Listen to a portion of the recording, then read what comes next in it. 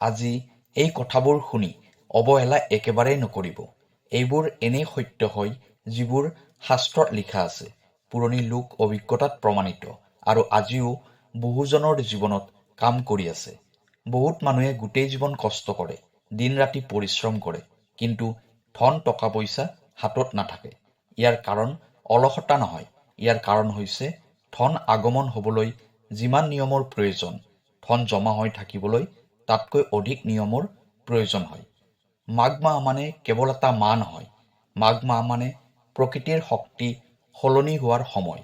এই সময়ত সূৰ্য উত্তৰায়ণত প্ৰৱেশ কৰে। উত্তৰায়ণ মানে ঊৰ্ধ্বগতি। যি কাম এই সময়ত আৰম্ভ হয়, সেই কাম লাহে লাহে ওপৰলৈ উঠে বুলি শাস্ত্ৰত কোৱা হৈছে। এইটো কাৰণতেই মাঘ মাহক কোৱা হয় ভাগ্য জাগ্ৰত কৰাৰ মাহ। প্ৰিয় দৰ্শক, যদি আপোনাৰ বিবাহ, চাকৰি, টকা পইচা, পঢ়া শুনা, ব্যৱসায় আদিৰ ক্ষেত্ৰত কিবা সমস্যা হৈ আছে, তেনেহ'লে ভিডিঅ'ৰ স্ক্ৰীণত দিয়া নম্বৰত আমাক যোগাযোগ কৰিব।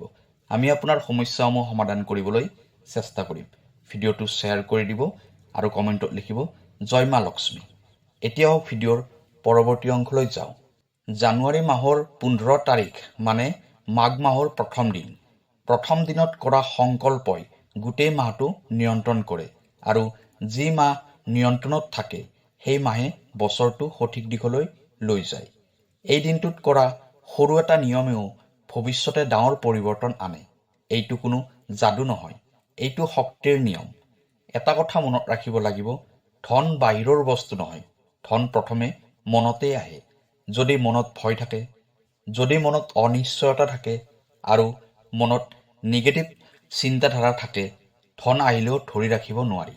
সেয়েহে মাঘ মাহৰ প্ৰথম দিনটোত প্ৰথমে মন শুদ্ধ কৰা হয়, কাৰণ লক্ষ্মী দেৱী অশান্ত মনত প্ৰৱেশ নকৰে। জানুৱাৰীৰ 15 তাৰিখৰ দিনা এই সংকল্প ল'ব লাগিব, মই সৎভাৱে উপাৰ্জন কৰিম, মোক অন্যায়ৰ ধন নালাগে, মই স্থিৰ জীৱন বিচাৰোঁ। এই সংকল্পই এই উপায়ৰ আধা কাম শেষ কৰে, কাৰণ শাস্ত্ৰত কোৱা হৈছে সঠিক সংকল্পই আধা ভাগ্য জগাই তোলে। সেইদিনা ৰাতিপুৱা স্নান কৰি পৰিষ্কাৰ কাপোৰ পিন্ধি শান্ত ঠাইত বহি এই মন্ত্ৰটো 108 বাৰ জপ কৰিব। ওম শ্ৰীং মহালক্ষ্মী নমঃ। শ্ৰীং শব্দটো ধনৰ বীজ বুলি কোৱা হয়। এই শব্দই ব্ৰহ্মাণ্ডৰ ধনৰ শক্তিক আপোনাৰ জীৱনৰ লগত যুক্ত কৰাই দিয়ে। মন্ত্ৰটো জপ কৰাৰ সময়ত মনত টকা পইচাৰ কল্পনা একেবাৰেই নকৰিব, বৰঞ্চ এইটো ভাবিব আপোনাৰ কাম বাঢ়িছে, উপাৰ্জন স্থিৰ হৈছে, খৰচ কমিছে, জীৱনত শান্তি আহিছে, কাৰণ শান্তিৰ ওপৰতে ধন থাকে। এতিয়া মই আপোনাক জনাব বিচাৰিছোঁ সেই বস্তুবোৰৰ বিষয়ে, যিবোৰ বস্তু ঘৰত ৰাখিলে ধন টকা পইচা অহাৰ পথ মুকলি হয়। হালধি। লক্ষ্মী দেৱীৰ প্ৰথম চিন হালধি। হালধি কেৱল মছলা নহয়, হালধি মানে মংগল, হালধি মানে পবিত্ৰতা। শাস্ত্ৰত কোৱা হৈছে যিখন ঘৰত হালধিৰ শক্তি থাকে সেইখন ঘৰত লক্ষ্মী দেৱী সহজে প্ৰৱেশ কৰে। মাঘ মাহৰ প্ৰথম দিনটোত 3টা হালধিৰ গাঁঠি মানিবেগ বা ধন টকা পইচা ৰখা আলমাৰীত ৰাখিব। হালধিয়ে কেনেকৈ কাম কৰে?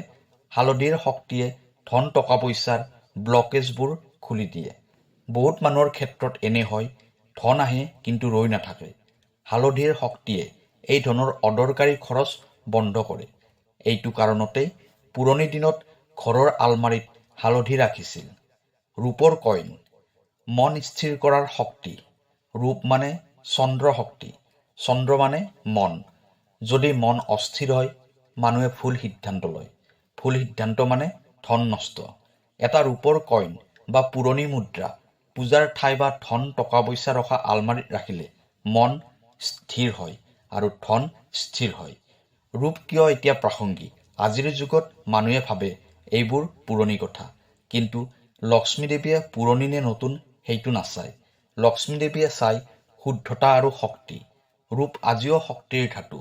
এইটো কাৰণতে ৰূপৰ মুদ্ৰাৰ প্ৰভাৱ আজিও একেই। তুলসী। ধন থকাৰ দেৱী শক্তি তুলসী গছ। বিষ্ণু শক্তিৰ প্ৰতীক। বিষ্ণু মানে পালন। ধন আহিব পাৰে বহু উপায়ে, কিন্তু ধন থকাটো সকলোৰে ভাগ্য নহয়। 5টা শুকান তুলসীৰ পাত কাগজত মেৰিয়াই ধন টকা পইচা ৰখা আলমাৰীত ৰাখিলে ধন ঘৰত থকাৰ শক্তি বাঢ়ে। তুলসী শক্তিৰ গভীৰ অৰ্থ, তুলসী শক্তিয়ে অপ্ৰয়োজনীয় খৰচ কমায়, মানুহক সংযম শিকায়। যেতিয়া খৰচ নিয়ন্ত্ৰণত থাকে, ধন নিজে নিজে জমা হয়। এইটো কোনো যাদু নহয়, এইটো মানসিক আৰু শক্তিৰ নিয়ম। নিমখ, নিগেটিভ এনাৰ্জিৰ শোষক। নিমখে নিগেটিভ শক্তি শোষণ কৰে বুলি লোকবিশ্বাস আৰু বাস্তৱ অভিজ্ঞতাত দুয়োটাতে মানা হয়। মাঘ মাহৰ প্ৰথম দিনটোত অলপ নিমখ এটা সৰু পাত্ৰত লৈ ঘৰৰ উত্তৰ পূব কোণত ৰাখিব। নিমখ কিয় উত্তৰ পূব কোণত ৰাখিব লাগে? উত্তৰ পূব কোণ ঈশান কোণ বুলি জনা যায়। এই কোণ শক্তিৰ প্ৰৱেশদ্বাৰ। যদি এই কোণ শুদ্ধ থাকে, ঘৰত শান্তি থাকে। শান্তি থাকিলে ধন জমা থাকে। ৰুদ্ৰাক্ষ, ভুল পথৰ পৰা ৰক্ষা কৰে পাঁচমুখী ৰুদ্ৰাক্ষই। ৰুদ্ৰাক্ষ শিৱশক্তিৰ প্ৰতীক। এইটো পিন্ধিলে বা মানিবেগত ৰাখিলে মানুহে ভুল সিদ্ধান্ত কম লয়। ভুল সিদ্ধান্ত কম মানে ধন নষ্ট কম। এই বস্তুবোৰ কিয় একেলগে কাম কৰে? এই পাঁচটা বস্তু হালধি, ৰূপ, তুলসী, নিমখ, ৰুদ্ৰাক্ষ, এইবোৰে একেলগে ধন আহে, ধন থাকে, ধন বাঢ়ে। এই তিনিটা শক্তিয়ে সৃষ্টি কৰে। এটা থাকিলে আংশিক ফল, সকলোকেইটা থাকিলে সম্পূৰ্ণ ফল। কিন্তু এটা ডাঙৰ ভুল নকৰিব। এই বস্তুবোৰ ৰাখি যদি মিছা কথা কয়, মানুহক ঠগায়, অন্যায়েৰে উপাৰ্জন কৰে, তেন্তে উপায়ে কাম নকৰে। লক্ষ্মী দেৱী সততা পৰীক্ষা কৰে। মাঘ মাহত সূৰ্য উত্তৰায়ণত থাকে। এই সময়ত প্ৰকৃতিৰ শক্তি ঊৰ্ধ্বমুখী। যিদৰে ভাল কামৰ ফল বেছি হয়, ঠিক তেনেদৰে ভুল কামৰ ফলো দুগুণ হয়। এইটো কাৰণতে মাঘ মাহক কোৱা হয় কৰ্মৰ পৰীক্ষাৰ মাহ। প্ৰথম ডাঙৰ ভুল, মিছা কথা মাঘ মাহত ক'ব নালাগে। সকলোতকৈ ডাঙৰ বাধা, যি মুখেৰে মিছা কথা কয়, সেই মুখত লক্ষ্মী দেৱী নাথাকে। ধন আহিলেও সেই ধন হাতত নাথাকে। সেয়েহে এই মাহত সত্য কথাত দৃঢ় থাকিব লাগিব। দ্বিতীয় ভুল, মানুহক ঠগোৱা আৰু অন্যায়। কাৰোবাক ঠগি ধন ল'লে, ভুল উপায়ে উপাৰ্জন কৰিলে লক্ষ্মী দেৱী সেই ধন তৎক্ষণাত আঁতৰাই নিয়ে বুলি শাস্ত্ৰত স্পষ্টকৈ কোৱা হৈছে। মাঘ মাহত অন্যায় উপাৰ্জনৰ ফল বহুত তীব্ৰ হয়। তৃতীয় ভুল, অহংকাৰ। ধন টকা পইচাই অহংকাৰ আনে। অহংকাৰে আকৌ ধন টকা পইচা কাঢ়িও লৈ যায়। মাঘ মাহত যদি মানুহে নিজকে আনতকৈ ডাঙৰ বুলি ভাবে, কাৰোবাক তুচ্ছ জ্ঞান কৰে, তেন্তে লক্ষ্মী দেৱী সেই ঘৰত থাকিব নোৱাৰে। চিন্তা আৰু কথাৰ শক্তি। এই মাহত কেৱল কামেই নহয়, কথা আৰু চিন্তাও গুৰুত্বপূৰ্ণ। নিগেটিভ কথা, অপবিত্ৰ চিন্তা, এইবোৰো ধন বন্ধ কৰা শক্তি। সেয়েহে মাঘ মাহত মন আৰু মুখ দুয়োটাই শুদ্ধ ৰাখিব লাগিব। এই মাহত দান কিয় কৰিব লাগে? এতিয়া আটাইতকৈ শক্তিশালী মাঘ মাহত দান সাধাৰণ দান নহয়। এই মাহত দিয়া দান বীজৰ দৰে। বীজ সৰু হয় কিন্তু গছ ডাঙৰ হয়। সেয়েহে মাঘ মাহত অলপ দানেও ডাঙৰ ফল দিয়ে। কি বস্তু দান কৰিলে ধন বৃদ্ধি হয়? মাঘ মাহৰ প্ৰথম দিনা বা মাঘ মাহৰ যিকোনো দিনত চাউল, তিল, নিমখ, এই তিনিটাৰ পৰা যিকোনো এটা অলপ দান কৰক। এই দানে ধন টকা পইচা স্থায়ীভাৱে জমা ৰাখে। দান কেনেকৈ কৰিব? দান কৰোঁতে মানুহক দেখুৱাব নালাগে। শান্ত মনেৰে এইটো ভাবিব, মই দিলোঁ যাতে মোৰ জীৱনত অভাৱ নাথাকে। এইভাৱেই দানৰ শক্তি বহুগুণ বৃদ্ধি কৰে। ফল কেতিয়া দেখা যায়? এই উপায় কৰিলে একেদিনাই ধন লৈ নাহে, কিন্তু 30ৰ পৰা 45 দিনৰ ভিতৰত আপুনি অনুভৱ কৰিব খৰচ কমিছে, কাম বাঢ়িছে, সুযোগ আহিছে। এইবোৰেই ধন আগমনৰ আগৰ লক্ষণ। ধৈৰ্যৰ পৰীক্ষা। বহুতেই 15 দিনৰ ভিতৰত ফল নাপাই উপায় এৰি দিয়ে। কিন্তু শাস্ত্ৰত কোৱা হৈছে ধৈৰ্য নাথাকিলে কোনো শক্তিয়ে স্থায়ী নহয়। মাঘ মাহ মানি চলিলে ফল লাহে লাহে আহিব। উপায় আৰু কৰ্ম। এটা কথা মনত ৰাখিব, উপায়ে পথ খোলে, কিন্তু চলিব আপুনিয়ে লাগে। কাম নকৰিলে, প্ৰচেষ্টা নাথাকিলে, কেৱল উপায় কৰিলে ধন নাহে। উপায় আৰু কৰ্ম দুয়োটাই একেলগে লাগিব। এই উপায় এদিন বা এসপ্তাহৰ বাবে নহয়।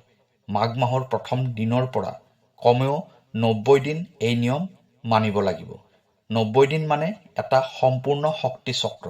এই সময়ত জীৱনৰ ধনৰ ধাৰা সলনি হ'বলৈ আৰম্ভ কৰে। এই বস্তুবোৰ কেতিয়া সলনি কৰিব লাগে? এইটো এটা গুৰুত্বপূৰ্ণ প্ৰশ্ন। হালধিৰ গাঁঠি 3 মাহ পিছত নতুন কৰিব। তুলসীৰ পাত প্ৰতি মাহৰ প্ৰথম সপ্তাহত সলনি কৰিব। নিমখ প্ৰতি মাহে এবাৰ সলনি কৰিব। পুৰণি নিমখ পানীত মিহলাই ড্ৰেইনত পেলাই দিব। ৰূপৰ কইন আৰু ৰুদ্ৰাক্ষ সলনি কৰিব নালাগে। শুদ্ধতাৰে ৰাখিব। ঘৰৰ শুদ্ধতাৰ ওপৰত গুৰুত্ব দিব। ধন থকাৰ আগতে ঘৰত শুদ্ধতা থাকিব লাগিব। অতি লেতেৰা ঘৰ, অব্যৱস্থাপনা, ভাঙি থকা বস্তু এইবোৰে ধন টকা পইচা ব্লক কৰে। মাঘ মাহত ঘৰৰ অলপ শুদ্ধতাই ডাঙৰ ফল দিয়ে। ধন টকা পইচাৰ আলমাৰি কেনেকৈ ৰাখিব? ধনৰ আলমাৰি কেতিয়াও অপৰিষ্কাৰ হৈ থাকিব নালাগে। পুৰণি কাগজ, অপ্ৰয়োজনীয় ৰচিদ, অপ্ৰয়োজনীয় বস্তু এইবোৰ আঁতৰাই দিব। কাৰণ য'ত ব্যৱস্থা নাথাকে তাত লক্ষ্মী নাথাকে। সপ্তাহত এটা বিশেষ কাম প্ৰতি শুক্ৰবাৰে কৰিব। সন্ধিয়া সময়ত ঘৰৰ পূজাৰ ঠাইত এগছি সৰু চাকি জ্বলাব। সেই সময়ত এই মন্ত্ৰটো 11 বাৰ ক'ব। ওম শ্ৰীং মহালক্ষ্মী নম। এই অভ্যাস কৰিলে ধনৰ শক্তিক স্থিৰ কৰে। চিন্তা অভ্যাস সলনি কৰা। ধন স্থায়ী কৰিবলৈ চিন্তা অভ্যাস সলনি কৰিব লাগিব। অহেতুক খৰচ কমাব লাগিব। তুলনা কমাব, অভিযোগ কমাব। কাৰণ অভিযোগে ধন শক্তি বন্ধ কৰে। ধন বৃদ্ধি হোৱাৰ সূক্ষ্ম লক্ষণ। বহুতে ভাবে ধন বৃদ্ধি মানে হঠাৎ বহুত টকা। কিন্তু প্ৰকৃত লক্ষণ বেলেগ। অচিন্তিত খৰচ কমে, কামত স্থিৰতা আহে, সঠিক সুযোগ দেখা যায়। এইবোৰেই ধন স্থায়ী হোৱাৰ চিন। উপায় আৰু বাস্তৱ জীৱন।